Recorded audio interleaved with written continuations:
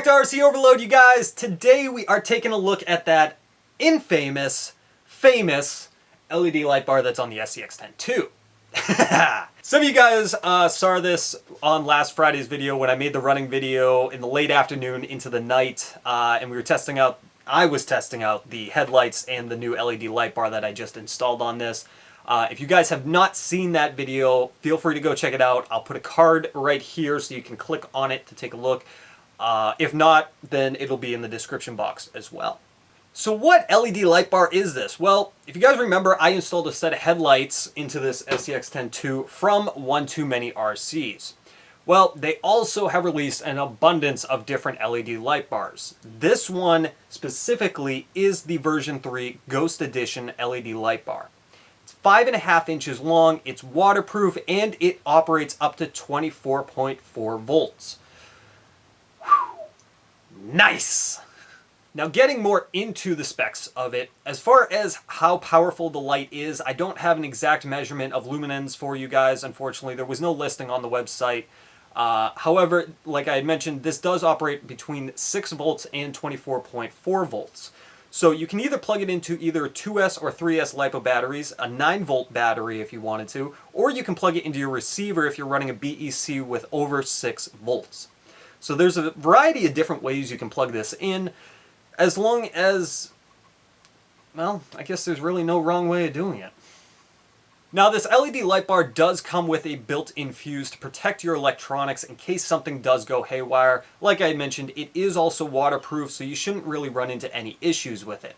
Now this wasn't just designed for the SCX10 II, it's designed for a variety of different vehicles. It comes with just a basic hardware kit. I decided to do a little bit of customization to make this actually work on my SCX10 II to get the look that I was really going for. So we'll actually get into now of how I went into installing this on the truck, which is pretty simple and very easy to do.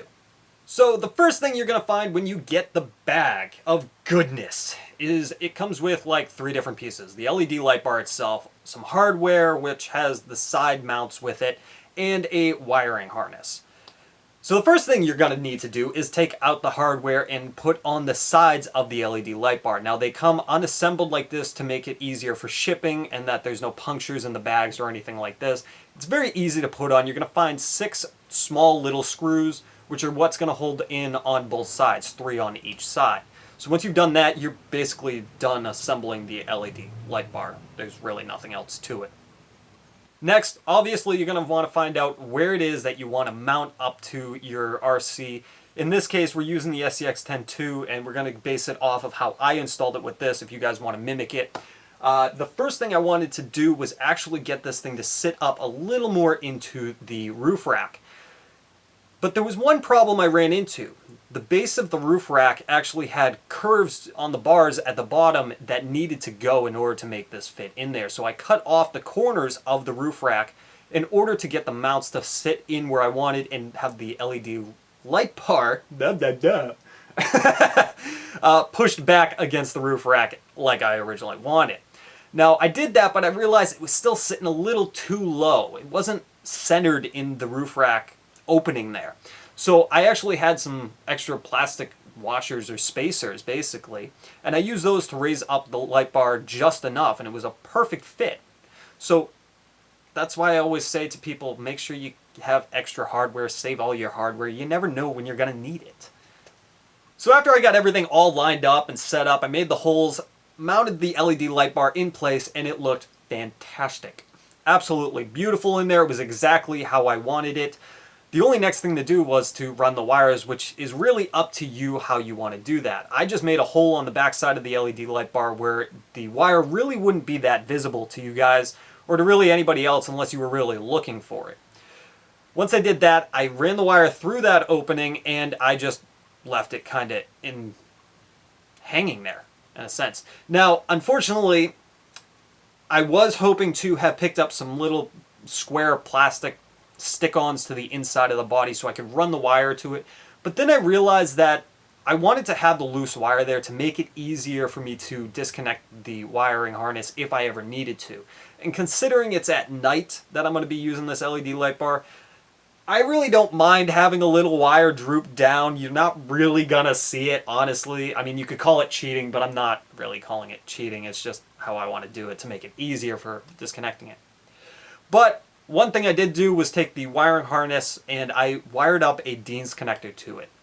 And the reason for that is so I could plug it right into my 3S LiPo battery that I use for LED light bars. Now, some of you guys do remember this battery. This is my little Max Amps 1300 milliamp 3S LiPo. Now, you can use any LiPo, it does not matter, but I picked this little guy up specifically for my LED light bars.